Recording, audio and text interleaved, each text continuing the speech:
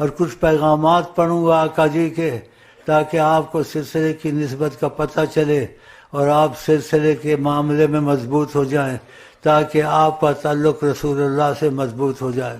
اور نبی کریم فرماتے ہیں جو مجھ پہ جھوٹ بولے وہ اپنی جگہ جہنم میں بنائے۔ یہ بسم اللہ بعد میں پڑھوں گا، یہ آقا جی کے الفاظ ہوں گے، میرے نہیں ہوں گے۔ بسم اللہ الرحمن الرحیم، بسم اللہ الرحمن الرحیم، بسم اللہ الرحمن الرحیم۔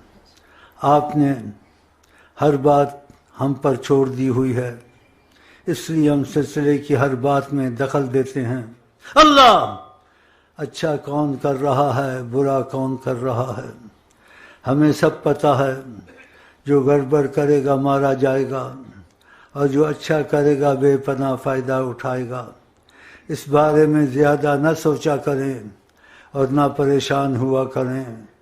ہم یہ سب کچھ سنبھالے ہوئے ہیں، ہمیں پتہ ہے کس سے کب اور کیا ڈیوٹی لینی ہے۔ انشاءاللہ یہ سلسلہ اور اس کے کام ابھی بڑی بلندی پر جانے ہیں۔ نبی کریم نے فرمایا جو ان پر جھوٹ بولے اپنی جگہ جہنم بنائے۔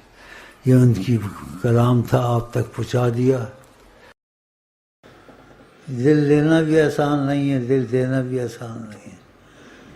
اس کا ڈنگ مجھے آتا ہے، ڈنگ آئے نہ آئے، اگر میرے میں اس کرم والی ذات کی روحانیت ہے، وہ آدمی مر سکتا ہے، مجھ کو چھوڑ نہیں سکتا آقا جی کی وجہ سے۔ اس کو آقا جی کی خوشبو آئے گی میرے اندر سے، اللہ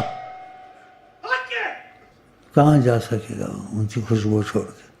آپ تو جہاں سے گزرتے تھے وہاں بھی خوشبو ہوتی تھی۔